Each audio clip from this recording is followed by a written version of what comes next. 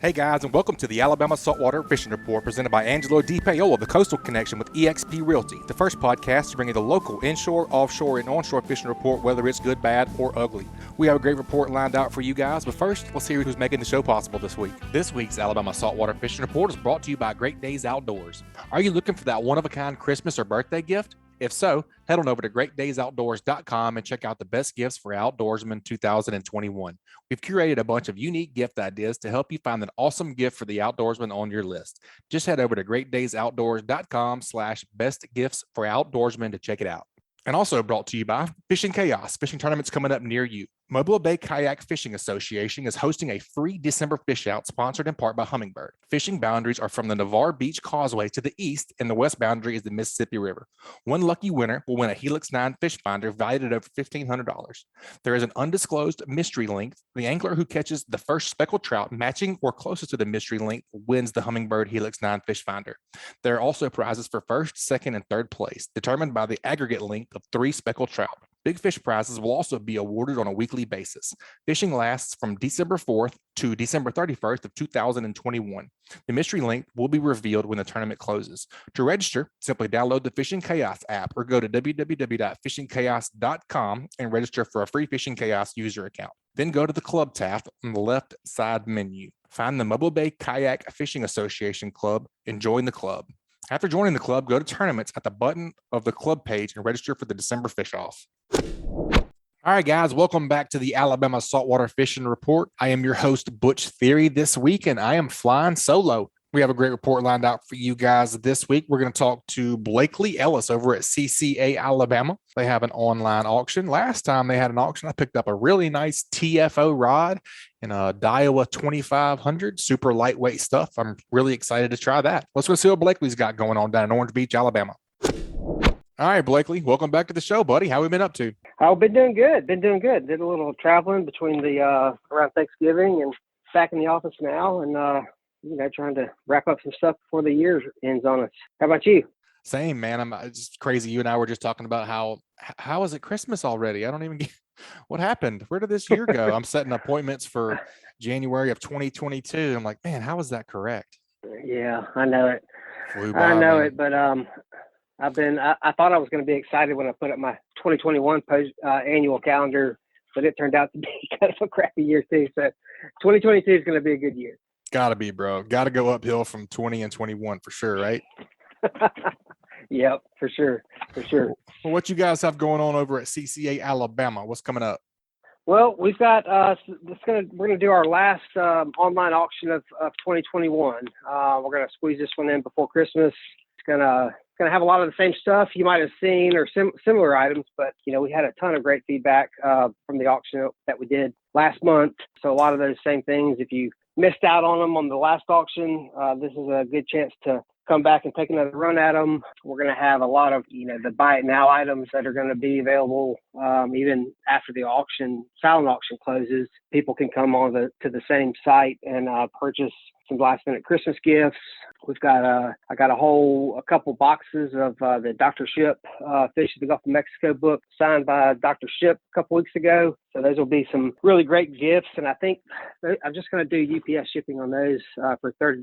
So that's a pretty good value, and it's a great book, and it's signed by the man himself, Dr. Bob Ship. So it is, man. We have some That's a legend gifts. right there. He really is. I'm actually holding my TFO rod and my Daiwa 2500 from the last auction. I just got it in and got it put together. Man, that's a sweet setup right there. Yeah. I figured you were going to like that. Yeah. We've been really, really happy with both of those brands. They've been really good to us, and we're excited to be able to offer this stuff up. What else? Anything out of the ordinary? Any guide trips or vacations? Or what else is going on this time? There's probably going to be a vacation or two. Those did pretty well for us in that last auction. So I might include the Cabo trip again and possibly the Abaco down to the Bahamas. I don't have any guided trips. I kind of piled those all into that last auction. But man, I tried to get a couple of those. I tried to get on with the Tarpon Guru, and I was way outbid. I was a little unhappy about that, but that's all right. Yeah. Hot items. Yeah, there was pretty competitive bidding on those trips. Yeah, that's fun. But we'll have a couple pairs of Costas in the auction, in the silent auction, but we're also going to have at least one, maybe two certificates that are good for any pair of Costas. So that'd be a really good last minute gift to maybe bail somebody out in a tight spot, because some of those Costas easily get up to close to $280, $290 if you do the glass lenses. And so the certificate, they're good until the end of this year. So they only have a week or so to use it, but it's good for any pair that they've got on their website. So there's a good chance of, somebody will be able to find something they like off that site. We've got some new stuff coming from Toadfish that I'll have in the auction. Some of the things they just launched that I haven't been able to get a hold of yet. We've got some of those new AFTCO bags, the backpacks and the boat bags. Mm-hmm. Some of those AFTCO fillet knives. We're probably going to do a couple little things differently that are a little bit, out of the box too. But I think most people are pretty familiar with the program and the kind of stuff that we offer, and it's good stuff. And for sure, like I've always offered it up. If somebody out there needs some help, curating some items for their husband or the fisherman in their life or whatever, they can reach us on any of our social media stuff. Call me at the office, and I can help guide them to some pretty neat stuff that if I want it, most of the men out there will probably like it too. So yeah, that's a fact. That's I get to play with house money and go out there and gobble this stuff up, but I just get to look at it and send it out there. That's all right. That's good too. Yeah, you guys reach out to us if y'all need any ideas. When are we starting this time, and when are we going to end? So we're going to open this one up Thursday the 16th at 6:00 p.m. and we're going to close it Friday the 17th at 7:00. So just over 24 hours to get on there and check it out. And make sure if you haven't already, make sure you utilize that max bid feature, where it's kind of like eBay, where you can, if you're not going to be able to be there right at the end, or what you're willing to pay for something, go ahead and plug in your max bid, and it doesn't bump it automatically. It only bumps it if somebody else comes along and bids, and that way you don't have so many things to manage towards the end of the auction. So just a little tip out there. So. Yep, I did that last week, or the last time you did this on a couple of different items, and it was nice to have that. You don't have to check your phone every 2 seconds. I like the way, I think I'm going to like this 6 p.m. to 7 p.m. kind of deal, because it'll give you basically 2 nights to figure it out. You can figure it out all night Thursday night, and after you get off work Friday, you'll still have a couple hours to finalize things. So I think that'll be good. Yeah, and then this should, by closing it Friday, that should give me the opportunity to get, stuff starting to ship out first thing Monday and into Tuesday. And, the majority of things I've ever shipped from these auctions, gosh, I can't think. It stays pretty regional. So in the Southeast, I'd imagine we should be in pretty good shape with UPS ground, reaching everybody in the Southeast within, in time for Christmas. So for sure, we should be in good shape on that. I'm going to have paper cuts for that. Probably no doubt. Hey, you got to earn your keep, right? I know, but boy, nothing hurts like a cardboard paper cut. There's nothing more embarrassing too. No doubt, man. Well, if folks want to get involved, I know it's super easy. Last time I just texted the deal to the number and it signs you right up, and everything was easy. What's it going to be this time? So the keyword, the word that you text is last cast 21. And the number that you text that to is 76278. Awesome. So last cast, the number's 21 276 278. Sweet, man. I'll be there. Yep, that's it. Sounds good. Well, appreciate it, Butch. All right, Blakely. We'll talk to you next time, buddy. Good luck in the auction. I'm sure y'all will do great. It's top notch as always. Thanks, bud. See ya. Take care. All right. It's always good to hear from Blakely over at CCA Alabama. They always have lots of good items in those online auctions. And he's right. It's a great place to head over if you're looking for something for your spouse that's an angler. Let's take a quick break and hear from a few of this week's sponsors. That segment was brought to you by Killer Dock. As anglers, we put a lot of time, money, and passion into fishing, but most of us do not have a fish cleaning station that we are proud of. Many of us are suffering from dock dysfunction. A rodding table with rusty metal, this is just no good. But the dock enhancement that we've all been waiting for is finally here. Killer Dock uses marine-grade aluminum to make fabulous fish cleaning tables and stunning canopies that will keep us out of the sun. Killer Dock combines durability, function, and design to uniquely upgrade your entire dock experience. Visit killerdock.com to see more. And also brought to you by Foster Contracting, Fortified Roofing Pros, Do you need a new roof? Do you have wind or hail damage? You may qualify for a free roof. Foster Contracting will inspect and provide you with an estimate, stress-free, and they will handle your claim with your insurance. Your roof is your first line of defense this storm season. Sit back, relax, and enjoy your day. Foster Contracting has you covered. Check them out at www.fortifiedroofingpros.com or give them a shout at 251-447-2978.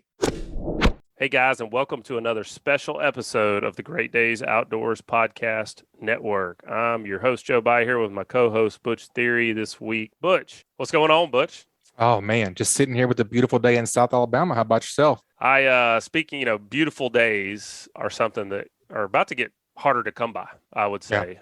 We had a pretty nasty front come through yesterday. It's been hot, for what, 10 days or so. It's been in the 70, 75. And I walked outside with shorts today, and I was a little surprised. Yeah, it's that time of year, where you get these fronts coming in. You get moisture on the front end of it. On the back end of it, you get a lot of wind and a lot of cold. And this show's been a long time coming. We've needed to do this for a while, but we wanted to wait until we really had the right interview to talk about these topics. And man, over the years doing this podcast, one of the things I've learned is how important it is that you go fish when it's not a pretty day. How many times do we talk to captains who are having great catches and the conditions were pretty sloppy? All the time. A lot of them prefer to fish in that kind of stuff, especially Richard and Bobby and Patrick and those crazy guys. Yeah, and you think about, offshore, I wouldn't say I prefer to fish in it, but I definitely have seen that it can be better. Oh, yeah. When you got some chop. It's just ultimately, too, like we talk about, the more time you keep your bait in the strike zone, the better you're going to do overall. Whether that's in a given day or in a given year, the more days you fish, the more fish you're going to catch. But to do that, you've got to be prepared to fish in just about any kind of weather conditions that are safe. And the gear you bring with you can determine whether or not it's safe to fish in those conditions. So today we are going to be getting into selecting the best foul weather fishing gear for you and what you're trying to do, and really building a system that's going to keep you comfortable on the water no matter what those conditions are. And like we deal with on the Northern Gulf, changing conditions. It can go wild fluctuations, even just in a day, in a 24-hour period. So to do that, this week we've got Matt Florentino with AFTCO joining us. Matt, welcome to the podcast, man. So before we jump into foul weather fishing gear, tell everybody about AFTCO and where you guys are located. And where you're located. Are y'all really dealing with a lot of foul weather in Southern California? Not quite. And thanks, Joe, Butch, for having me on the podcast. This is a good topic, I think, especially for our brand and kind of what we offer for anglers. But I would say with us, we're based out of Southern California. We're in Santa Ana, California. We don't deal, I would say, it's kind of cliche, but in LA, it's bright, sunny skies, 75 degrees, 90% time. It's about 80% right. We just had a little front come through actually last week or so, and we've had some rain, which I'm sure folks may see or may not as far as water issues and drought and things, but I'm actually happy to see some bad weather in that sense. But still, that's actually for us in a similar instance is that it could be really good when weather isn't ideal. You can still get out there and you can still have a good time, still catch them. You just have to, same way you have to bring the right rod, reel, tackle. You definitely got to be prepared as far as your fleece, your rain gear, things of that nature, just so you can fish out there in the elements. And man, this time of year going into the into the fall, into the winter, for whatever reason, even if the weather's not that bad, there's just less competition on the water. I don't know if it's people's mindset just switches when it's not as warm, they quit thinking about fishing, or if there's just more other things drawing their attention between the holidays and football and hunting and all the other things people like to do that anglers like to do. But fall and winter, really, I always struggle with it because I do all those other things too. But that's my favorite time to be out on the water. Early spring, some of these more turbulent times, that's when the fishing gets hot. Do you guys see the same thing in SoCal, even though the weather may not be that bad? Is there less folks fishing this time of year? Well, it's funny. It's the same deal. I think in any part of the country, you kind of, like the saying goes, you have the fair weather fishermen that once it stops being, beautiful and that you get that fall transition and what have you. Some guys just they put them up and they kind of shift gears to whatever it may be, whether it's like you mentioned, in the deer stand or football game or whatever it may be. But yeah, that's more for the rest of us that either don't have those interests or are keyed in on fishing. So. Yeah, for sure, Matt. Well, tell us a little bit about Matt Florentino and your role there at AFTCO and kind of how you got where you got. Yeah, man. So shoot, it'll be 9 years for me here at AFTCO this February. Yeah, I've been here for a while now, and it's been fun. My role here at AFTCO, I'm the marketing director. So I kind of oversee all of our efforts as far as the brand goes out in the field, also, digitally, whether that be through social media, our web presence, with our pro team ambassadors, what have you. So that's kind of my day-to-day. Sideline to just my direct responsibilities. I fish a bunch. Been fishing my whole life. We have this fish we catch in Southern California called calico bass, which just think, 5 alive, freshwater style bass fishing, but inshore in saltwater. I did that for a number of years, fishing in club tournaments and things. Before I got my start here. So my background, I've been fishing since I was young.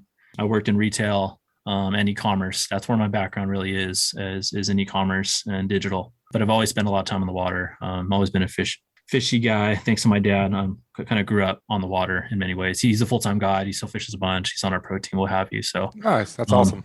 So thankfully to him, I kind of have those roots in the outdoors and have that, that passion to get out there. So, so aside from the marketing and the branding, I do enjoy working with our product team. A lot of things, don't even really leave these doors if they don't have kind of that internal sign of approval between, whether it's myself, a number of the other folks internally here that fish quite a bit. And then we kind of vet through our pro team, and we have a very lofty, pro team of both freshwater and inshore anglers.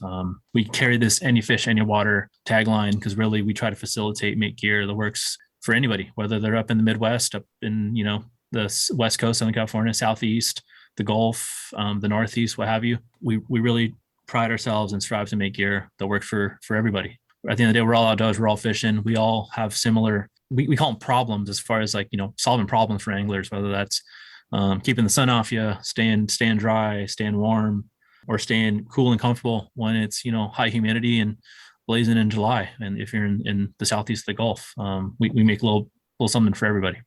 I'm glad to hear you say that, because so often in our industry, we run into marketers who obviously don't use the products. They understand they don't participate. The buzzwords and all that, but the fact that you guys are really making sure that this stuff works for anglers, it's evident. I mean, in the AFTCO stuff that I wear, it's evident that it works. But when you guys are thinking about foul weather internally, what are the kind of conditions that you're building this equipment for? What really comes to mind? Because foul weather in SoCal might mean something different to guys in South Alabama and something totally different to guys in the guys in the Northeast. Yeah. 100%. Yeah.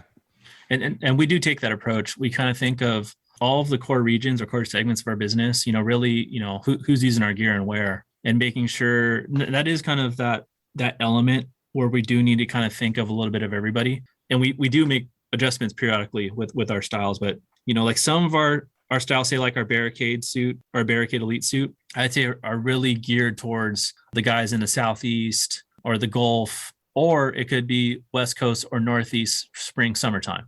And then we also have other suits, say like our Hydronaut suit, or our insulated Hydronaut suit, that actually was really more geared for the inland angler, whether it's freshwater or really cold winter fall season for saltwater anglers. I would say if you were to put like a temperature range, the Barricade really shines in, I would say 40 plus degrees, obviously you still need a layer. And then the Hydronaut really shines in say 50 below, below from there. And, we have anglers, whether they're fishing in the Northeast, chasing striper or bluefin or whatever it may be in, say, a Hydronaut suit and a Reaper or so, and they're fine and dandy. Or we have some freshwater anglers in, say, Michigan or wherever it may be up in the Midwest in the teens and so, and they're comfortable wearing a similar setup, but maybe another layer or two. So along with just the suits, there's other aspects of just what else you have on, so to speak. So it sounds like to me that the things that somebody, to be able to look at what I need or what anybody who's listening needs to think about when they're building their own system, first they need to understand what are the temperatures that they're going to be fishing in, and then what are those other elements that they're going to be combating aside from temperature. The two that come to my mind are wind and moisture. Yes. So when it comes to those things, you just kind of gave us two ranges, 40 degrees and above and 50 degrees and below. And so it sounds like they're for, a person just has to look at that and say, how much do I really fish below 40 degrees? If I don't fish that often down there, then I don't need that capability. But, there isn't necessarily one system that's going to run the gamut of below freezing all the way up to those, temperatures where you're not even worried about foul weather fishing gear. Yeah, I would love to tell you that there is, but ultimately, if I was making the best recommendation, I would say you kind of have to slice and dice it some. Not to say you couldn't get by. I've actually tested some of our lighter suits up in Northern California, Clear Lake. It gets extremely cold in winter. We were testing that suit, a light. This is a couple generations ago, a light 3-layer suit, and it was. I think we had frost in the morning. I think we were in it was like the low 20s in the morning, and then it was in like the mid 30s the remainder of the day. And with proper layering, I was actually totally comfortable, totally fine. But you do need to take, additional precautions, so to speak, if you're dealing with that type of weather and with a light, breathable 3-layer suit. Yeah. You really want to have that heavier duty 2-layer, 100% nylon suit like our Hydronaut or what have you. It's interesting to hear you say that, because as a hunter, I spend a lot of time outdoors in really cold temperatures for the South, which might be down into say 20 degrees, and I've got a wardrobe that's built for that range of temperatures. And I went on a pheasant hunt a couple years ago in South Dakota, and they had this polar vortex that came in, and we were dealing with temperatures that were like -10, and felt wind chills that were in the -20s. And so I'm thinking, like, as I'm getting ready to go out, I'm like, am I gonna die today? Because I mean, as a South Alabama boy, I ain't never been. It's intimidating. Like that, it's intimidating. Yeah. What I found was that I could wear the same gear that I wore down here up there with proper layering, like you said. So maybe that's really where we need to start, is what really needs to go into that foul weather system. When we think about base layers as hunters, we know all the stuff because we're dealing with it all the time. But as a lot of times anglers aren't really that up on it because they're used to fishing in warm temps. So what's the first thing you think about when it comes to base layers? Yeah, first thing for me is, something just next to skin and something that's provides enough of insulation, that whether you're wearing it by yourself or with, say, a fleece on top and then an outer shell, it's doing what it needs to do to retain heat, essentially, next to skin. Number one, and at the moment, our Hexatron performance fleece, that's actually a good little midweight, almost like it's kind of unique. I would consider a traditional base layer by any mean of what folks may think of from base layers. It's more of, it kind of takes the styling of one of our performance shirts, but it has this Dobby fleece fabric that's within the shirt. I think we won the ICAST new product showcase with that one. I don't remember which year, but a few years ago with that piece. It's somewhat a unique piece in that it's super versatile. So you could wear it like a layering piece. You could wear it standalone as if you're going out. It actually looks pretty dang sharp if you're just wearing it out, out and about if you need to. But something along those lines. It's it's a good technical fabric. It'll keep you dry. It'll pull moisture off of you, as you perspire. But it still has the fleece Hexatron. I don't have it with me here, but it basically it raises off your skin, so it retains heat, but also allows sweat and things to disperse. That's the one. Key. What you're saying is you're wanting to pull that.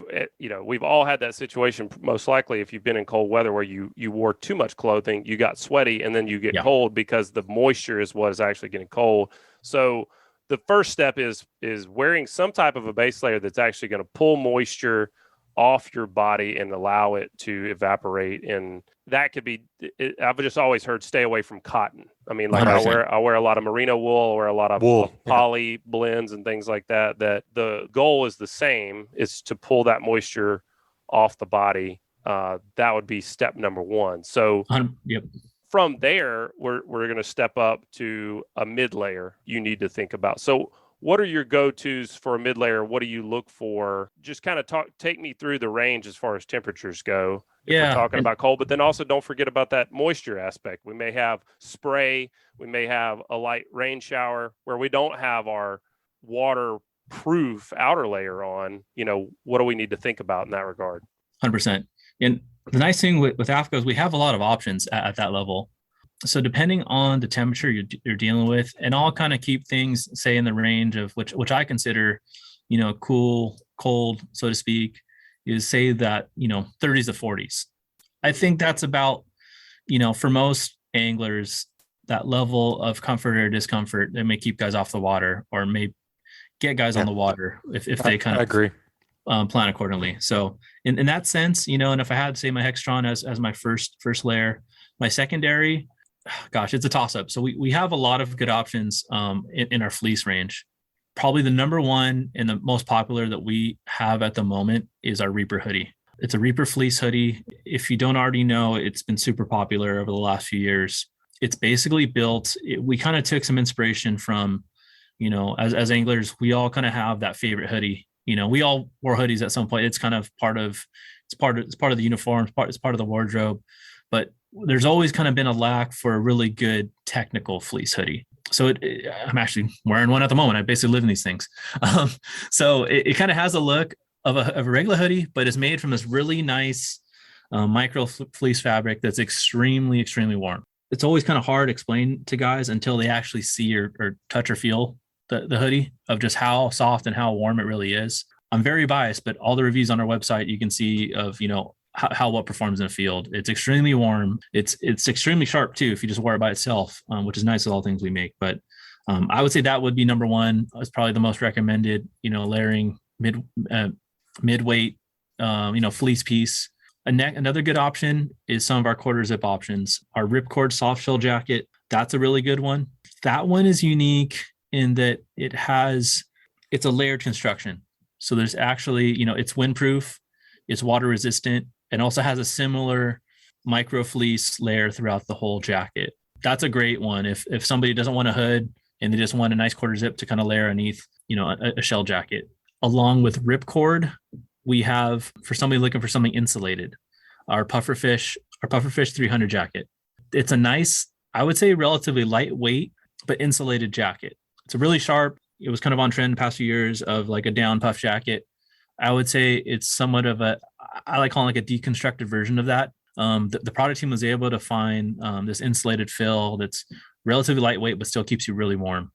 That one's a good one, is you don't have the bulk, for comparison's sake, that the Reaper fleece may have, or even the ripcord may have, just because that the insulation from the pufferfish, it kind of, it's able to pack down, but still keep you warm. And you're just kind of still light on the upper half of your torso.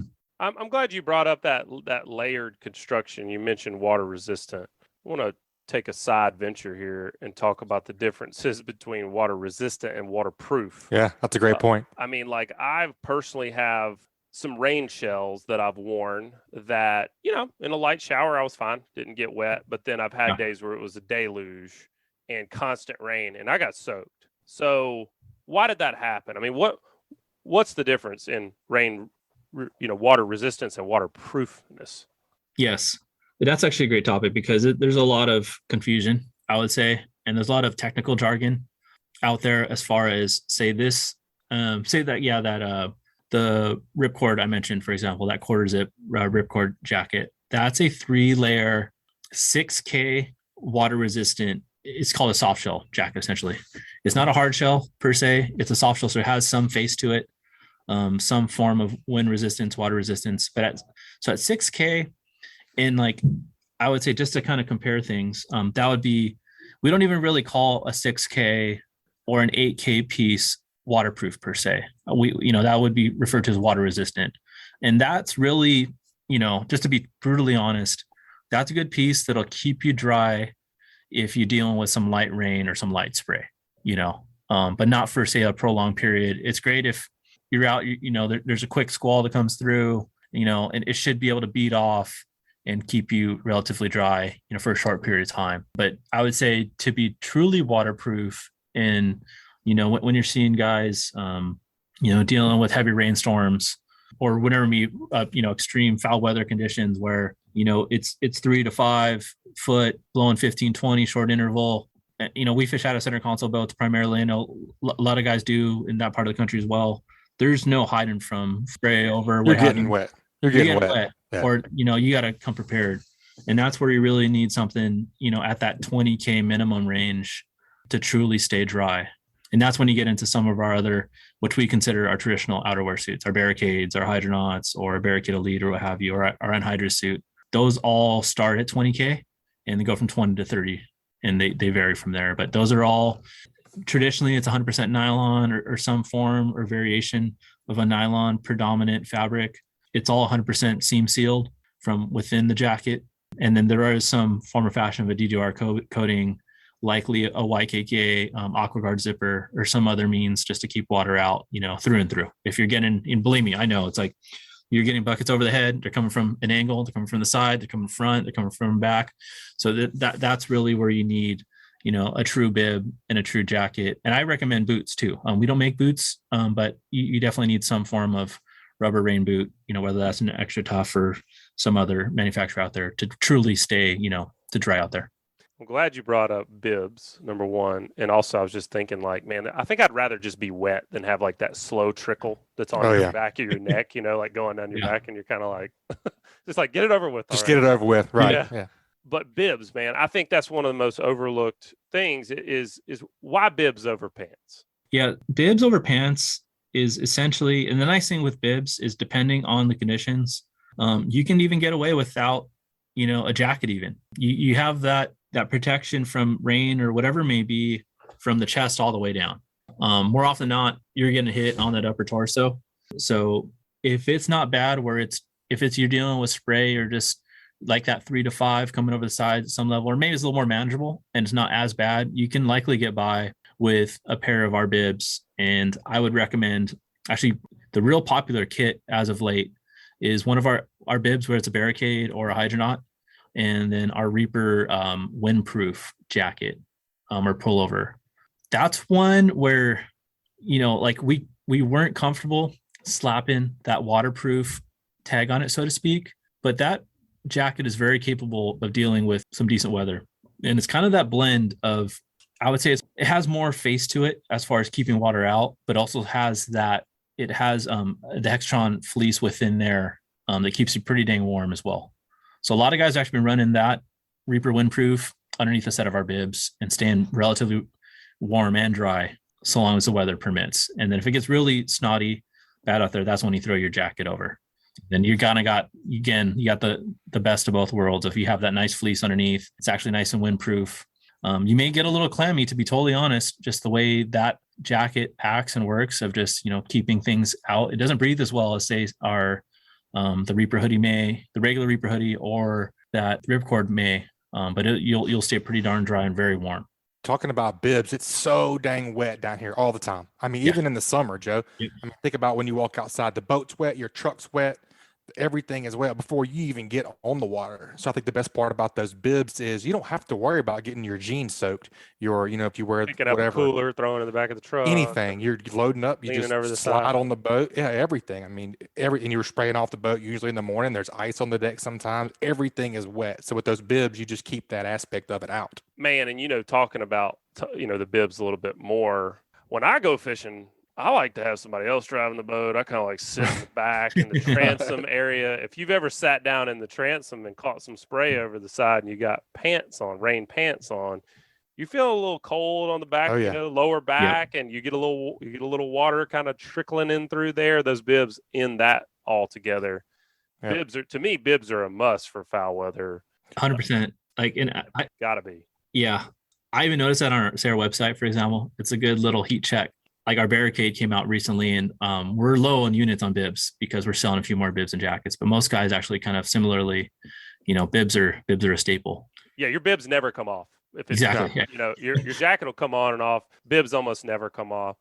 Man, exactly. I want to take you back to, you talking about that Reaper that was windproof, and you mentioned earlier you were talking about the two different types of outerwear that you have, and one being 40 degrees and above and one being 50 degrees and below. There's kind of some middle ground there where they overlap. But I'm wondering, when I go out on the water maybe I'm just gotten soft as I've gotten older, but like if That's for sure. I can definitely guarantee that you've gotten a I'm little okay soft. with that. I'm all right with that. I can vouch for that as well. I Yeah. literally had this conversation with my buddies. I resemble that It comment. happens. I mean, hey, me too. It happens for sure. Well, I like to be comfy. You know, I've fished enough days uncomfortable to now I like to be comfy. But that being said, if you tell me, you know, Matt, if you say it's gonna be 40 degrees tomorrow, I'm gonna plan like it's gonna be 20.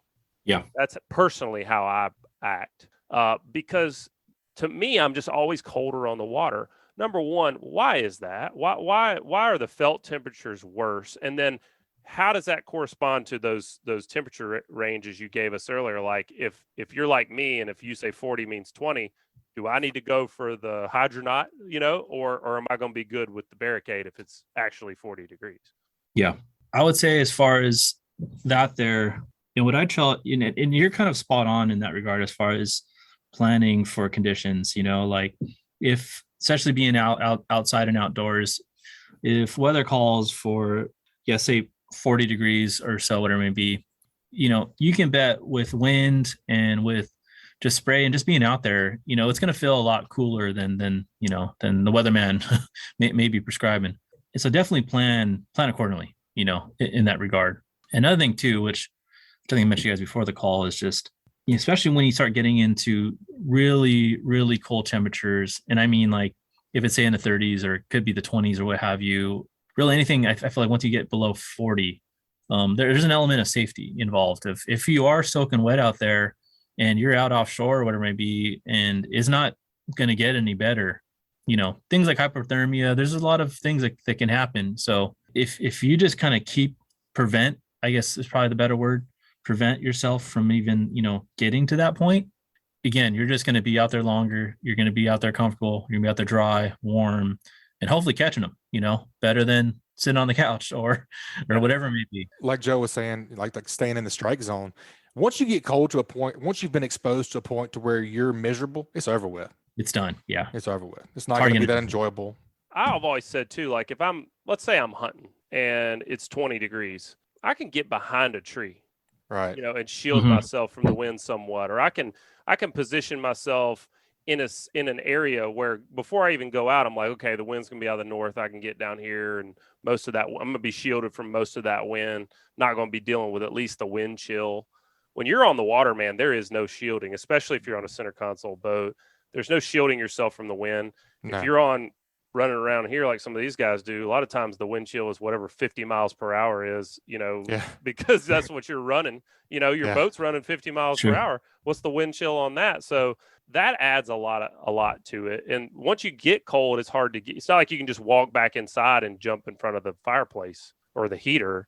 You're out there. You're stuck. Exactly. You can always pull a layer off. I'd much rather have it and not need it. So, you know, just kind of back to the question is, those temperature ranges you gave us, are y'all accounting for that water factor when you give those ranges, or would we need to maybe plan for my softness?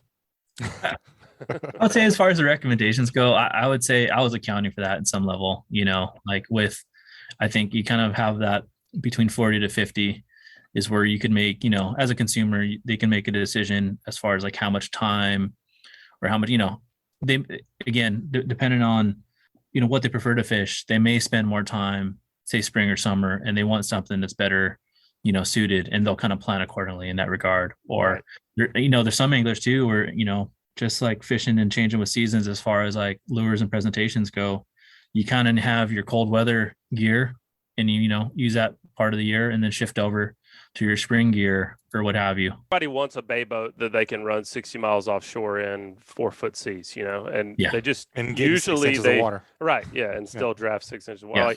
Like usually you just need something that's perfect. Got to have some kind of middle ground for the task at hand. And what I'm hearing you say is like, if you're in that in-between ground, you know, maybe you are dealing with temps that are 40 degrees, which is kind of that middle ground. You kind of got to ask yourself, is it 40 and below, like, is it 40 degrees? It's going to be the high today. Then probably, or is that your worst? That's your worst. Exactly. And then second to that, you just got to say, you know, well, could I get by with the outerwear that will get me to 40 and then take those mid layers and base layers and layer up to get me down to those Yep. Every once in a while, kind of days that are going to be really cold. Agreed. Kind of base it off of wherever you are. Yeah. If you're in Alaska, you're probably going to need the big boy because it's cold 9 months out of the year out there or whatever it is. But down here, you probably only need it, 10 trips out of the year or something. Yeah, 100%. Yeah, and honestly, for say the guys up in the north, what have you, we do have an insulated hydronaut suit available for whether you're ice fishing or just dealing with extreme cold weather. So we have that option. I'm not going to bring it up. I know it's probably a little too much for you all, but no, I was just thinking how cold that is.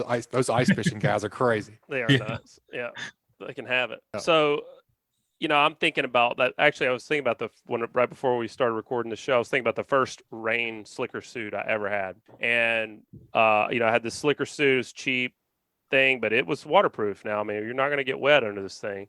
And I started working on a charter boat and I brought my slicker suit, kept it in the, under the seat, it was kind of like, all right, this will be here when I need it kind of thing. And I remember I pulled it out the first day. It was supposed to be nasty.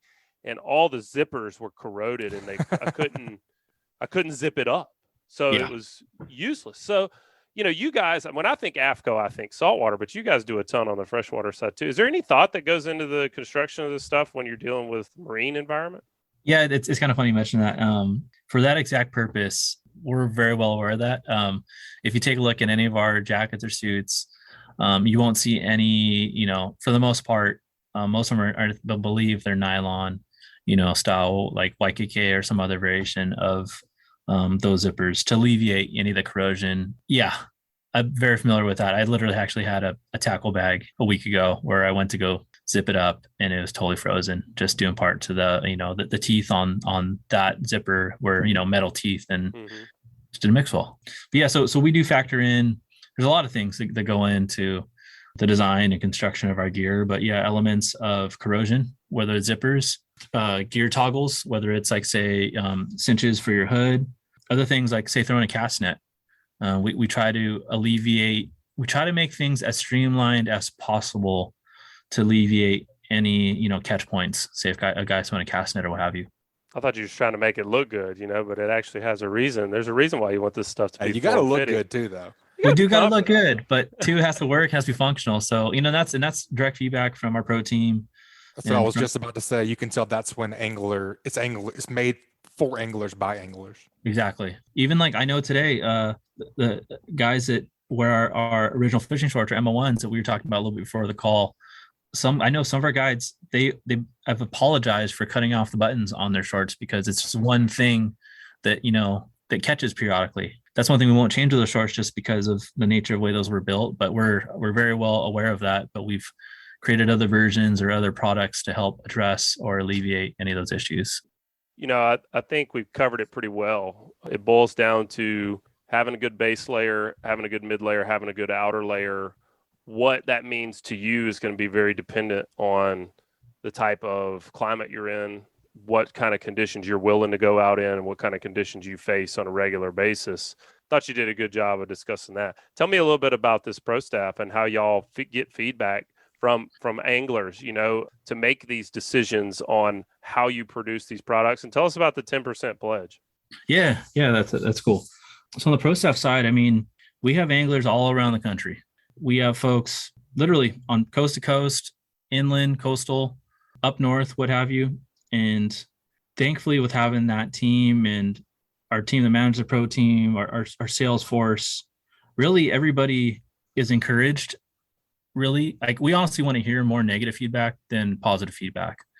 I would say we're very much so perfectionists in the gear, and we just want to make stuff that works. So good, bad, and indifferent, we want to hear it. And we've been able and been very fortunate to work with key folks in almost every fishery.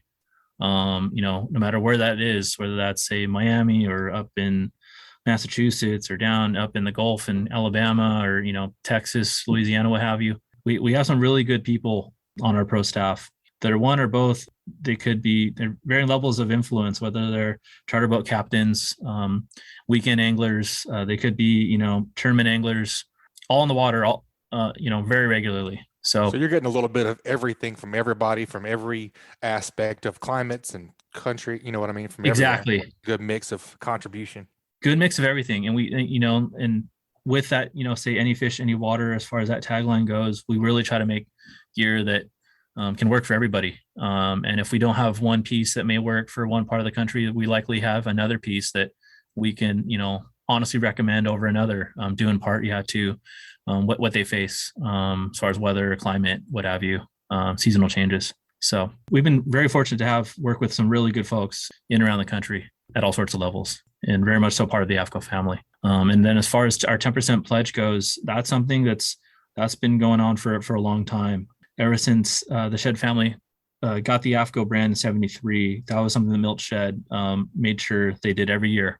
So 10% of our profits goes towards different types of conservation, angler rights, angler access issues that occur, every year, whether it's working with folks like the CCAs, IGFAs, the Caps for Clean Water, Bass Nation.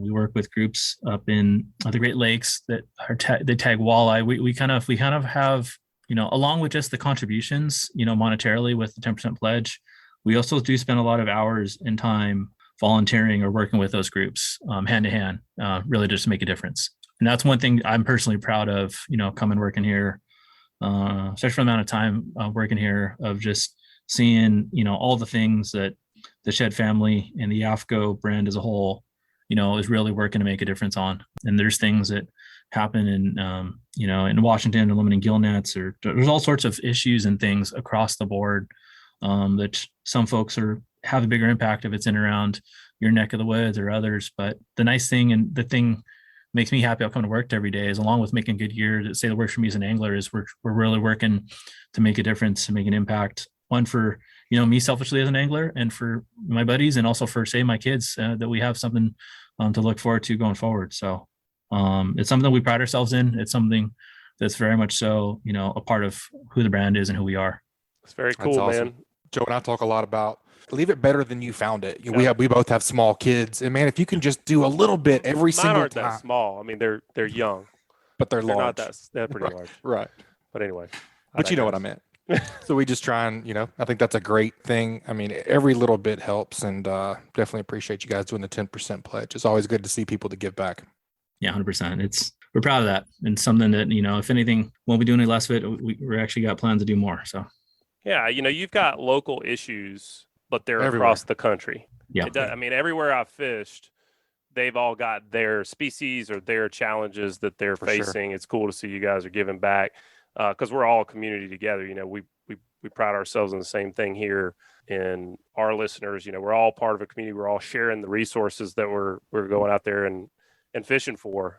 So we got to leave it better than we found it. Absolutely. Well, Matt, today has been enlightening, man. I know that probably raised some questions for folks that we can't answer everybody's individual scenario. But if you wanted to point people, do you guys have additional resources on your website, or if they wanted to be able to kind of design a system for themselves or ask themselves their own personal questions? It's actually our team just rolled out actually a blog resource on our website on how to choose the right outerwear.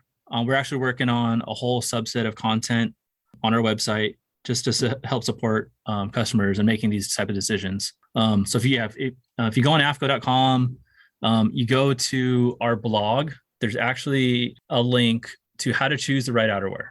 And it kind of goes through some of these things that I spoke about today, as far as layering goes, choosing the right type of fleece, choosing the right type of shell, outer layer.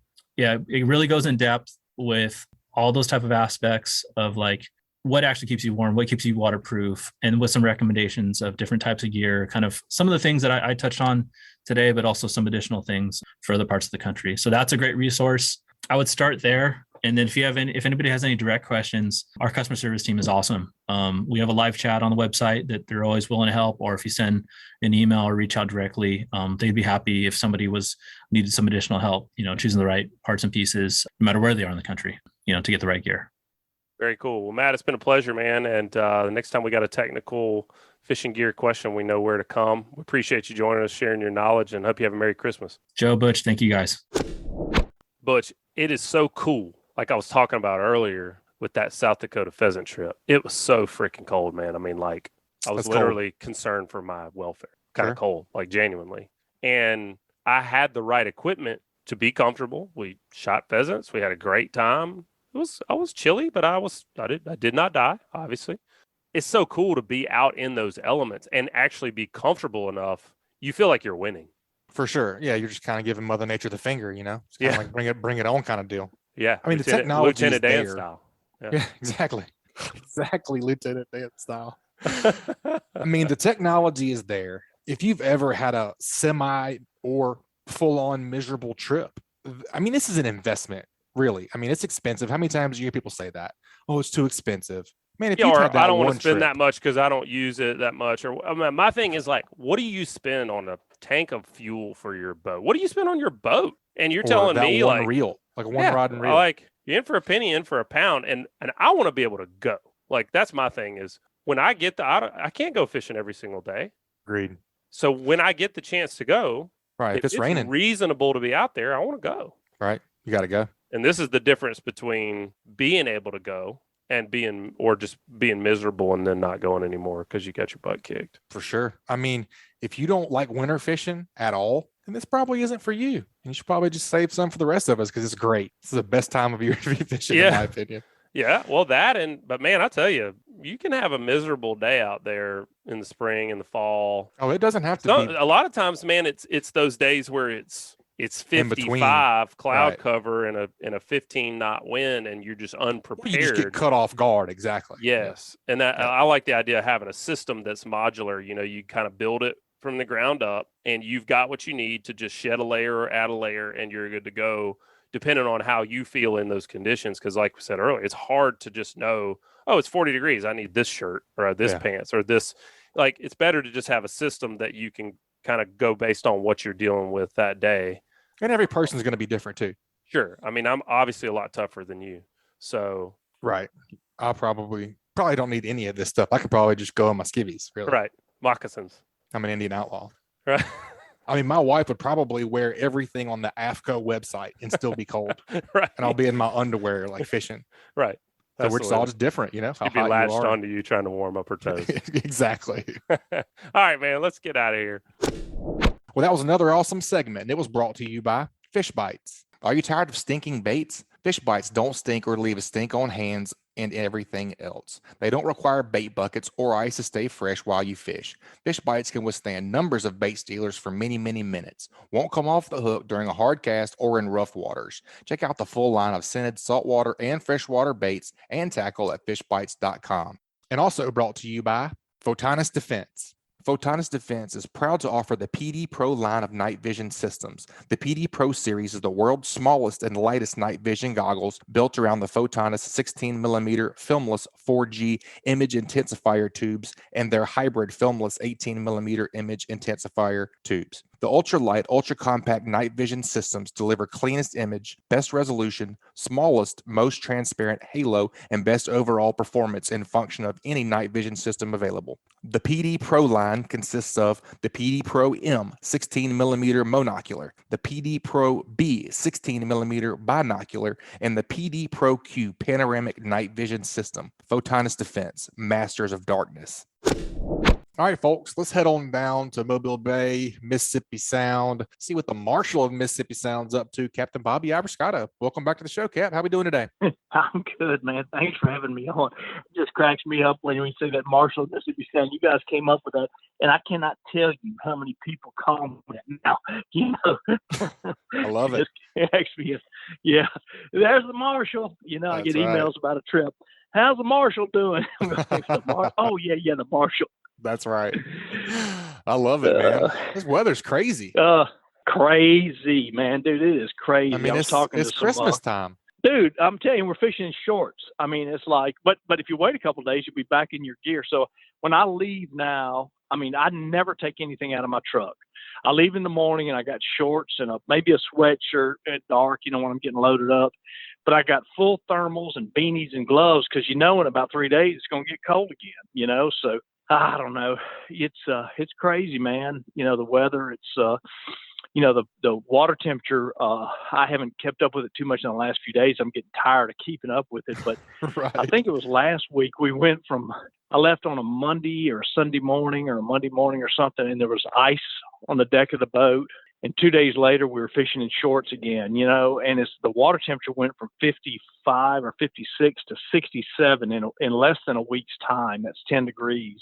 You know, which doesn't sound like a lot to us, but man, to those fish, that just drives them crazy, you know. And you know, when it gets cold, we can catch them no matter what the water temperature's doing. I mean, there's just, but it's, you know, if you can just kind of get dialed into something to stay on it for a couple of days, it would really be nice. When it got real cold, it gathered up in the river channels, and you know, you can, when they gather up like that, you can really get on these good, fun school bites, which are a blast when you're on a charter because you're catching them.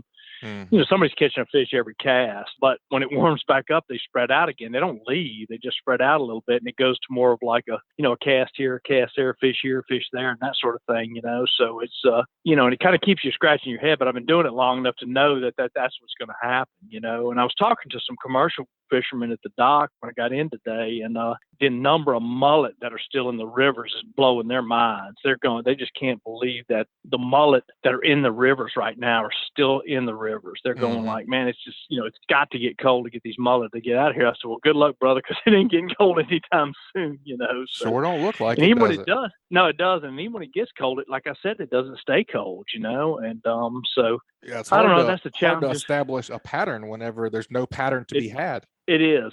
I mean, you get on something and you know, like I was just talking about, you get on a deal where, I mean, I'm leaving when it got real cold. I say real cold, you know, we hit those 39 degree nights a week or two ago. You know, I'm leaving and every single rod's got a jig tied onto it. And 2 days later, every single rod's got a popping cork or a slick lure tied onto it. So it goes from a shallow water deal to a deep water deal. And, you know, it's, and you just, you know, you nailed it when you said there's just not a pattern because that just keep going back and forth with it. But, you know, that's part of the fun of the deal. You know, I call it fun until you're out there scratching your head going like, okay, do I need to move Right. up on this flat? It's not fun then, you know, but there's a saying that came out a while back where people talk about trout particularly being not particularly hard to catch, but they're hard to find. And that's kind of where we're at right now is, you know, staying on them and that sort of thing. But yeah, it seems it's all like good, man. We're getting almost seems like we're in a limbo. We're in a transition in the transition period. It's kind of, you know, I'll tell you something, and we shouldn't be, but you know, the fish we caught this past weekend in a tournament we fished in, we were talking about it. That's transitional period fishing. We were fishing a flat at the mouth of a kind of a fairly small creek, and that's transitional fishing right there. Those fish shouldn't have been out on that flat but they probably just don't have a calendar like we have. So they're not reading the calendar, you know? And so they don't know what the heck to do. It's 80 to 40, 80 to 40. Yeah, it is, you know, and so, but you know, if they did have a calendar and knew how to read it, they'd go, like mid-December, we need to be up in these creeks. We need to be up in the little bayous and the deep channels, you know. So anyway, but obviously, again, I talk about it all the time, is they just don't know how to read a calendar, you know, and they go by water temperature and conditions. I'll get my people on that. You know how Joe's big head is. See what you can do, man. Yeah, he might be able to figure out how to see talk what you to can him. do. Just say, hey, it's you know, you guys need to be up in these rivers, you know, and bunched up in the river channels. So, that's right. I'll and see on what the I can do ledges. on that. So the good news is there's still plenty of fish. It's just figuring them out and knowing what to do, you know, to get them in the boat is the thing. But the good news is, like I said, there's still plenty of fish. There's no shortage of fish. So I don't want to make it sound that way. It just gets a little tricky trying to catch them. Yes, sir, for sure. Well, I mean, talking about that, you know, been semi-cold in the mornings some days, and then some days, you know, it's 80 by noon. How do you tackle a day like that? Or do you fish the deep early and then go up on the flats later? Or how do you even tackle a day right now?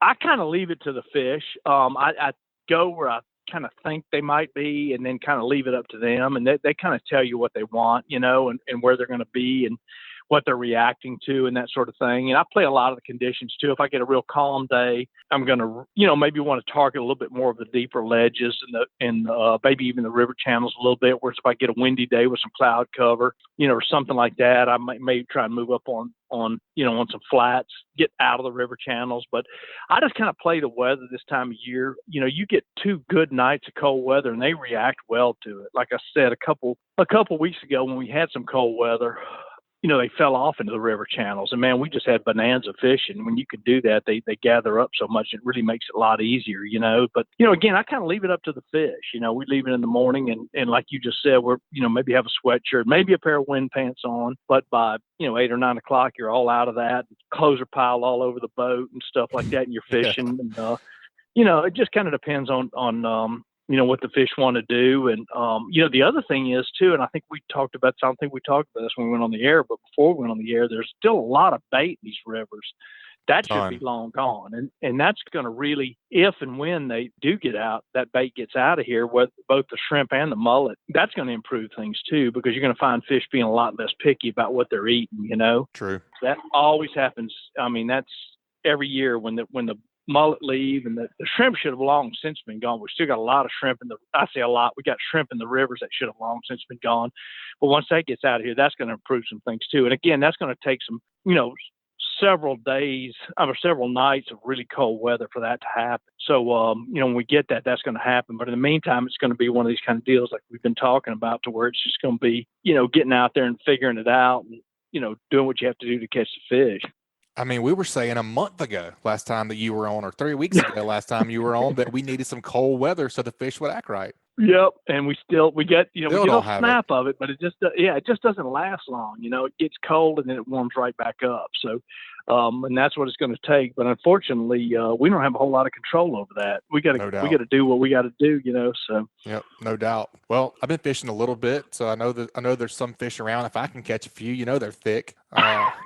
A couple of the things I've noticed is, man, the water is just crazy, still clear everywhere. It's been pretty much clear everywhere I've been. You seeing that same thing everywhere you've been? Oh, absolutely. Yeah. It's, not to, with that, not just talking about the cold weather wise, just talking about the temperature, but the lack of rain that we've had has all of the river systems, the bay is as clear. I'll tell you, there's places it's as clear as I've ever seen it. And as long as I've been fishing, it's as clear as I've ever seen it. Yep, and again, that's another adjustment you have to make. When you start dealing with those conditions too, is we start talking about clear water and possibly bright skies and things like that. I mean, that's a whole nother adjustment that you have to make. But you're right, you nailed it when you said clear. I mean, it is unbelievable how clear the water is in a lot of these places. Places that typically don't have what we call clear water. I mean, it is just crazy clear, way up in the Delta. I mean, really, I'm running up the Delta the other day, like I said, a week or two ago. And I mean, I look back, I judge the salinity levels by the amount of foam that's in my wake. If you run like you have many, many times out in blue water, if you look back at the wake of the boat, it's just, you got a mile of foam behind you. It's a bubble bath. That's what the Delta looks like, dude. It's wow. Like you're running way up north of the interstate and there's a big foam wake behind you, and that shouldn't be that way. You know what I'm saying? It's crazy. So, you talk about the local rivers, the tidal rivers, they're salty because all that water is pushed way up into the Delta, and there's not really a forecast amount of anything, upstate rain. So that's going to continue to happen too. So that's another thing you deal with, which I guess the positive to that is, salinity means, the fish are going to stay put. From that standpoint, you get a lot of freshwater runoff, whether it be local or upstate, and that changes things a lot, and so at least from that standpoint, we've had stability of having clear water and salinity. So that's keeping everything kind of near where it's been. I think that, the last couple of years we've been talking about muddy water and no salinity. So I think I'd rather have this problem. How about you? I do too. I agree with you. I can overcome anything fishing wise except fresh water, being a saltwater guide. I tell my clients is the fish that we have to target can't survive in fresh water. You got to have, they're not going to be there. If you're a bass guide or a bass fisherman, and you're fishing a brackish or a tidal system, those fish are going to be there, whether it's fresh or salty or somewhere in between. But the fish that we target and the fish that we're talking about literally cannot survive in a freshwater situation. So I'll take the salinity anytime. I'll take salinity anytime, because you can't catch that because they're not there. They can't survive in fresh water. So you have to have a certain level of salinity for them to even be there. Well, talking about that super clear water, the past couple of times that I've been out, I was even freaked out that my braid was even too big. I stripped off all of the braid and I went smaller on my braid and on my fluorocarbon leader. Are you doing anything to combat it? I use fluorocarbon leader on the braided lines, and fairly light fluorocarbon all the time. How light anyway. will you go? How light will you go on your braid on your reel and your fluorocarbon? Well, the braid, it depends on the spinning reels. I use 12-pound trilene nanofill, which is a very light, it's a small diameter braid. But if I'm fishing if I'm fishing a popping cork, I tie that cork straight to the braid and then come down with, and typically I carry 15 and 20-pound fluorocarbon leader, and typically I'm using 20 trilene professional grade fluorocarbon leader, and that's a fairly small diameter. Plus, fluorocarbon is practically invisible in the water, so I'm using 20, but I will go down, and I don't do it this time of year normally because I don't have to deal with the clarity that we're dealing with right now. A lot of times I go down to 15, more so during the summer when I'm fishing fish that are really getting pressured, which is not really the case here. And again, that's not really something that really super clear water. It's not something we normally have to deal with this time of year. So I'm using 20-pound leader on the spinning rods, and then on my rods and my casting rods, I use 10-pound castable trilene professional grade fluorocarbon. So it's a straight carbon line straight to the lure. So I don't even put a leader on that, but it's only 10 pound. And it is literally invisible in the water. You know what I'm saying? They're not, our fish here in Alabama aren't line shy fish. It doesn't hurt to go down that way. You know what I'm saying? But where I'm at right now with the leaders and the line that I'm using, it's not a line shy issue. I don't really deal with that, with the stuff that I'm using on a regular basis, so that's the setups that I use on them. So I know we've talked about this before, but it has been a while, maybe even last year, talking about spooling your reels with fluorocarbon. And I know you spool some of yours with mono and some with braid.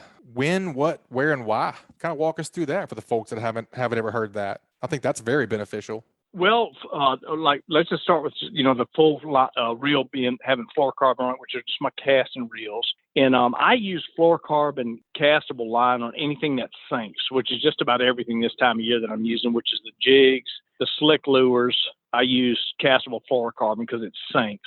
So I put that on all the casting reels. Braid I use on my spinning reels. And if I'm using a lure, a jig or a slick lure on them, I tie about a 2-foot section of fluorocarbon leader to that, just like you were just talking about, to hide the braid. The other reason I do that, kind of a secondary reason to do that, tying that leader on there, is if you get hung up or something like that, trying to break braid, a lot of times you'll lose a big chunk of braid, whereas if you tie a leader on there's a little weaker than the braid, you'll just break off the leader, or sometimes just the lure, so you don't lose a whole bunch of braid. So that's but the main reason is just to hide that braid. And I use braid on the spinning reels. I mentioned this I keep talking about on spinning reels, is one, because it casts so much further. But the other reason is you don't get that line twist with braid that you get with mono or even fluorocarbon on a spinning reel. If you're, reeling against a big trout or a bull red or something like that with a spinning reel, and you and I will never do this, but we'll have somebody on the boat that'll just, when they got a fish on it, just constantly hear they're that reeling noise against the drag. And it used to, pre-braid and pre-braid days, when I'd have customers going, no, don't reel now. Okay, now you can reel. No, you can't reel now, and that sort of thing. Now with braid, I just go reel away. I don't care. They're just having a blast because a natural reaction when you've got a big fish on, it's just a reel. You're not doing any good. The poor guys or ladies reeling their butt off, and the fish is going the other way, but they're having a blast doing it. So I just let them do it. They don't have to worry about twists, But if you did that with mono, when I see them doing that, I'm going like, well, that's this done. Is be that reel's done for the day. This is going to be a disaster. It just falls off there like serpentine, So, so that's the reason I use braid. And then mono, I use mono on anything that floats on a casting reel. I use it for top water and for, if I'm using a popping cork with a casting reel, which I rarely do, just because I've gotten now with the reliability we have with these pin spinning reels, and stuff I've gotten with a popping cork. I pretty much, even myself, just use spinning reels for popping corks because they're so hard to cast all day long. I can make 10 great casts, but the 11th cast is going to be a disaster with a casting reel on a popping cork. But a spinning reel, you can just throw all day long into the wind, across the wind, never have a problem. But I use mono on topwater lures because it floats. If you try and throw a topwater lure with fluorocarbon, the fluorocarbon, when you cast it out there, put the reel in gear, by the time you start reeling, the line's already starting to sink a little bit. So you can picture what's happening to your topwater is getting pulled under the surface. It's really hard to work a topwater with fluorocarbon line. So in that case, I use mono on my. So those are the three main those are three types of line I use, and the three main reasons I use them is that way. Just to do to based on the application and what I'm using them. What the application that I'm using them on.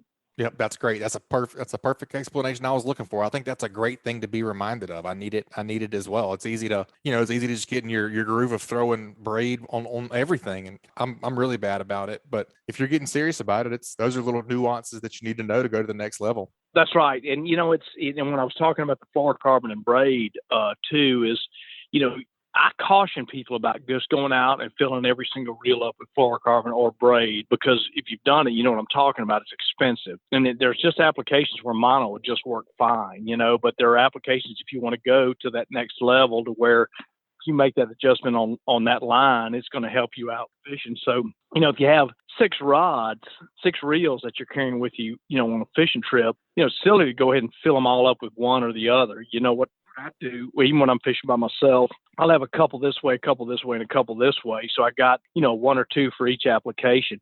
Now, guiding is a whole different story. You know what I'm saying? So we're talking about, and we're not talking to the people that are listening to us. For the majority of them aren't guides, so that I do. But we're carrying, 14 or 16 rods on a charter. So I got a variety of all of those on there for certain applications. But if you're just going out there just fishing, recreational fishing, that's what I'd do. I'd have a couple, 1 or 2 of each type of line based on what you're planning on doing on a reel. That's how I'd set them up. Just designated for that deal. Right. Just for what you're going to do, popping core fishing with a spinning reel and, and so forth. And that's how I'd set them. And that's what I do when I'm just going to go fish by myself. Sure. That makes great sense, man. Well, let's talk about water clarity a little bit more and, colors of lures. I know this time of year, especially with the water being as clear as it is everywhere. And I mean, it's slick season. It's time to start throwing some slicks and get dialed in on those dudes. Oh, and by the way, congratulations on the bog win for the first bog. I didn't even tell you that yet. Thank you, man. I appreciate that. And then my partner, he did a wonderful job finding the fish and dialing into them and catching them. I chipped in a little bit. I did get to net a few fish, and I think a couple of mine even made the stringer. But heck yeah, yeah, thanks, man. I appreciate that. That's a big deal to us. It's not a big Bassmaster Classic win or anything, but it's a real important deal to us because the guys that we fish against or fish with in these things, because there's some great anglers, and we all have to do the same thing in the same hours of the day under the same conditions, using the same type of bait. You can't use you can't use live bait. You got to use artificial bait. So it's a big deal. We're competing against some really talented people, and everybody puts a lot of effort into these things. And hell, it might as well be a Bassmaster Classic to us. So, yeah. Thanks again, man. I appreciate it. Yeah, no problem, man. Wrecking Crew comes through again. So good luck on the next one. I'll talk to you. Thank you. Let's talk lure colors a little bit, man. Yeah, again, we were talking about the clarity and the different conditions you can get in, and not just the way we're at right now, where we're talking about such clear water is, you have situations this is tough to say, a normal year, whatever that is, right. Where, you get varying water clarity conditions, varying sky color conditions, so sky different, cloudy, low light, early morning conditions, bright day conditions, and you can adjust the lure that you're using, and it makes a big difference. Talking about that tournament this weekend, it was very noticeable, some of the things we did with it, but very generally speaking, and again, to the slick lure, that lure is just every time I use it, I get more fascinated by how effective that lure is. That's all we've used for the most part for the last 2 months on charters. And, the only thing that's anywhere close to it right now for us on these warm days sometimes is a popping cork. And that's only because there's still a lot of shrimp left in the river. But, I had a charter the other day when we were finishing up, was going to go buy some. And this happens quite a bit, when people fish with me once or twice or for the first time, they see that slick lure in action and they're heading to the store or heading to the internet to buy some. And they go, and it never fails. And I'm going like, man, And I'll tell you this, and I tell Joey, the guy who designed the lure, he knows that I say this. I'm not sponsored by them. I buy them just like everybody else does. So I don't have a dog in the hunt, as far. So it makes no difference to me. And I tell this, whether you buy them or not, I don't care. But if you want to go catch more trout during the fall and winter and the spring, you need to have that lure on there, and it's going to work for you. So anyway, getting back to your original question, I had a guy, and I've had 2 charters, a text and an email just in the last few days that made me suggest that we talk about this a little bit. And, they can't carry like we do, or you do, and I do, 20 different colors. And you really don't want to. If you want to kind of narrow it down, a guy said, well, I'm going to go carry about 4 colors. And that usually covers it for you. But, very generally speaking, again, fishing is an art, not a science. That just means it's not exact. There can be a day when it'll be completely bass backwards from what you think it should be. But very generally speaking, which is about 80% of the time, if you have clear water and a dark sky, or clear water and a bright sky, you want to use a subtle color. And for me, in the slick lures, that's goblin, is what they call goblin, or cool beans. Those 2 colors right there work in clear water for me. There's some other colors they have, and you can look at their spectrum of colors and see what I'm talking about when you start talking about subtle colors when I mention these next 2 colors. But, that type of color is going to work the best for you in a clear water situation, So, something real kind of subtle, not real flashy looking, is if you get in a real clear water situation, those are going to work best for you. And then if you get into stained water, a little bit of off-colored water, windblown or whatever it might be, the B-Cat, which is the pearl with the chartreuse tail. And then one of the newer colors I used a lot last year, and I've really had success already this year with it, is their dirty ice, which are bright, white or bright chartreuse colors, So off-color situations, stained water is the B-Cat and the dirty ice, and the clear water situations is like a goblin or a cool beans. And I'm sure they have some others that look just like that, or very similar to that, that'll work well for you. Wesley and Patrick have been doing really well with that croaker color one, the new croaker color one. I actually haven't tried that one yet.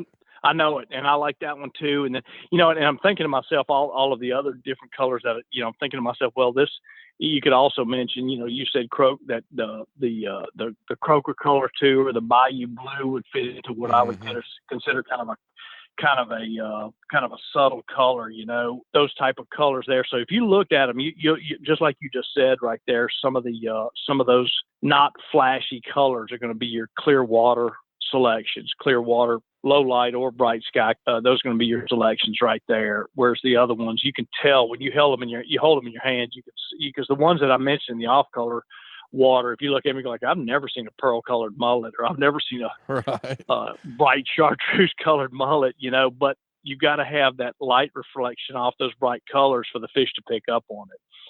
And Richard mentioned something the other day, and I never really thought about this, but one of the other things that I think that we really think makes that lure so effective is, and you can see this sometimes when you're reeling one in and it gets on the surface, is how much water that lure moves when you're jerking it through the water. And I think, we're starting to think too, that a lot of times those fish are just picking up on some of that, the amount of water that the lure moves. Yeah. The displacement of the water when you're jerking it through the water like that, making that kind of, they're picking up on some of that too. So there's some things to that too, but I still think probably color is probably one of the more important things. I've seen it, quite regularly, just making changes to colors.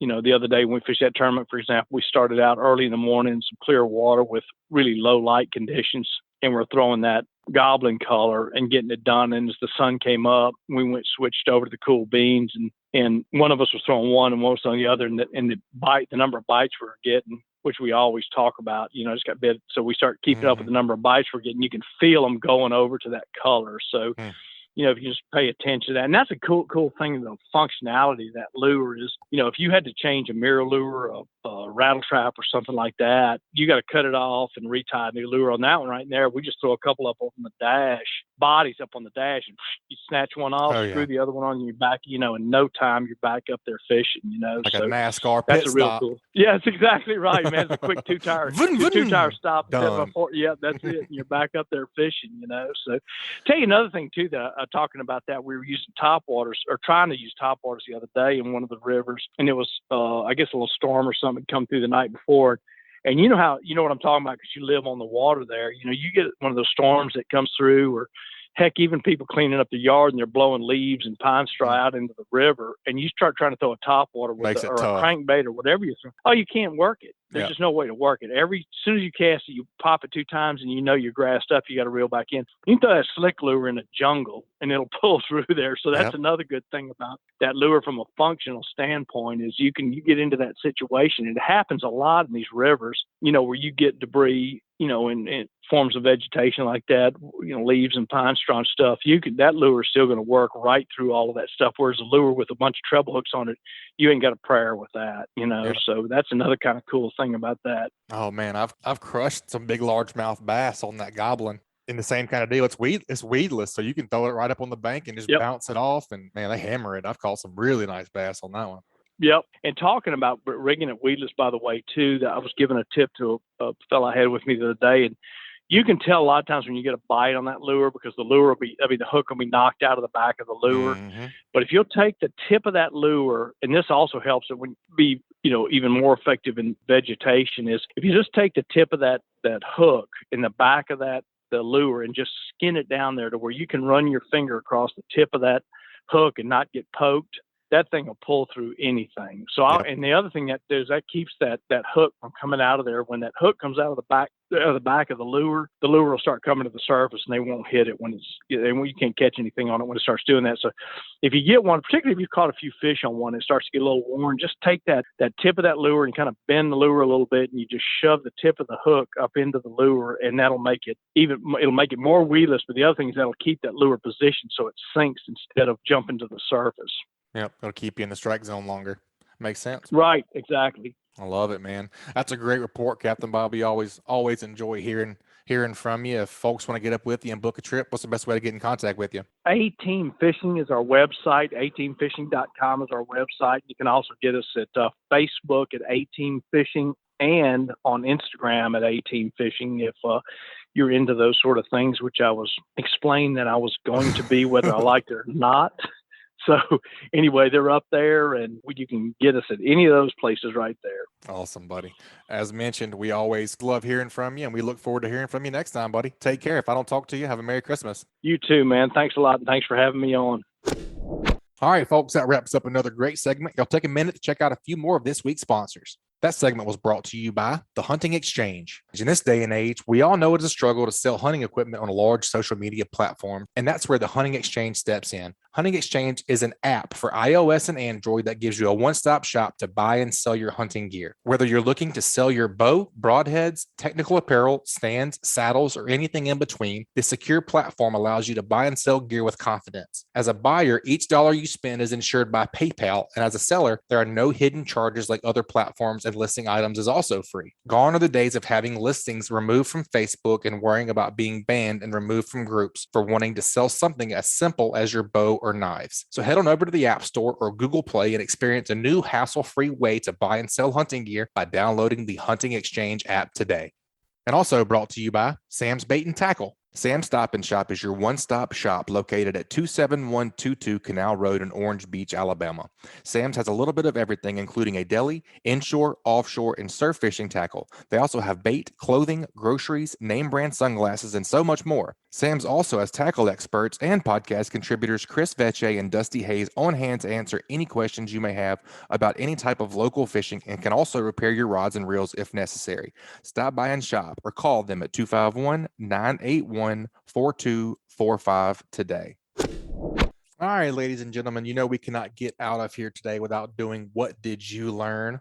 There was lots of refreshers this week that definitely kept some things at the top of my mind. I think that foul weather fishing gear segment is really cool. I really enjoyed talking with AFTCO about that wealth of knowledge there. And gosh, they've been doing it for so long. I'm very guilty of not treating myself, not spending a little bit of money on something that I would use a lot. That'd be a great Christmas present or a Father's Day present. Is to get the angler in your life some decent gear. It makes a world of difference, especially around here, wherever it rains pretty much every day. It feels like from April until October, usually.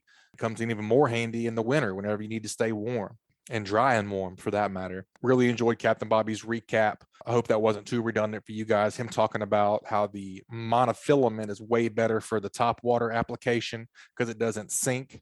That always is a great reminder for me because it's so easy just to put braid on everything and put on a little fluorocarbon leader and let her rip regardless of what I'm doing. I think that's a great pro tip to be able to apply whenever you're fishing anywhere, anytime for anything, as long as you know the application you're going to be doing. Keep some options open there. All right, guys, that wraps up another great segment. Let's take a quick break. Y'all check out a few more of this week's great sponsors. That segment was brought to you by Mustad Fishing. Today, 1 in 4 hooks in the world is made by Mustad Fishing. The Mustad brand can be found in over 160 countries and covers all disciplines of fishing. Now more than just a hook manufacturer, they have expanded their product range over the years to satisfy every need of the modern fisherman and woman. They understand that anglers like you would never accept anything less than premium quality, which is why they hold themselves to that same standard. See why Mustad is the best-selling hook brand in the world. Enjoy 25% off your next order at mustad-fishing.com by using code GREATDAYS at checkout. All right, folks, thanks for being with me this week on the Alabama Saltwater Fishing Report. Really appreciate all you guys. Really appreciate all the support that y'all have given us throughout this year and years prior. I just want to tell everybody Merry Christmas, especially from me personally, Butch Theory, but also to Merry Christmas to everybody from the Great Days Outdoors team. You guys have been awesome.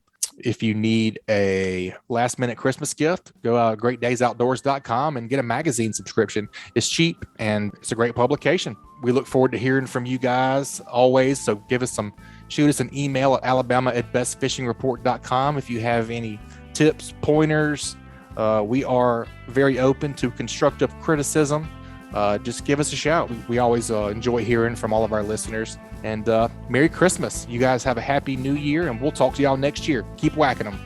This Alabama Saltwater Fishing Report was brought to you by Dixie Supply and Baker Metalworks are proud to be your metal roofing headquarters for over 40 years. Save time and money by buying from the most reliable manufacturer on the Gulf Coast. Buy it today, pick it up today. With the addition of their new store in Cantonment, Florida, they now have 8 locations to serve you. Dixie Supply and Baker Metalworks, your metal roofing headquarters. And also brought to you by Advanced Transmission in Spanish Fort. Give the professionals a call who have been trusted on the Gulf Coast for over 25 years at 251-626-6061 or check them out online at www.advanced-transmission.com. And also brought to you by the Alabama Marine Resources Division. The Alabama Marine Resources Division reminds all recreational anglers that gray triggerfish, greater amberjack, or red snapper must be reported through Snapper Check prior to landing the fish in Alabama.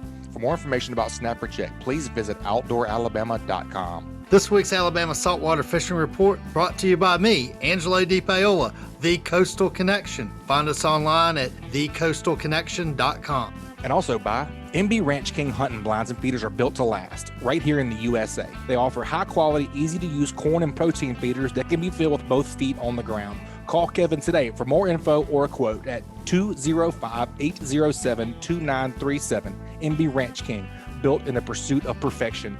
And also brought to you by Bucks Island. They have new pontoon boats, bass boats, bow riders, and aluminum boats for sale. They provide boat service on all kinds of boats, even if they weren't purchased from Bucks. Visit them at 4500 Highway 77 in Southside, Alabama, or give them a call at 256-442-2588. And also brought to you by BoatersList.com. If you own or run a boat, you know how difficult it can be to find the right company for the task at hand. Sign up at BoatersList.com to find a company to work with on your next boat project.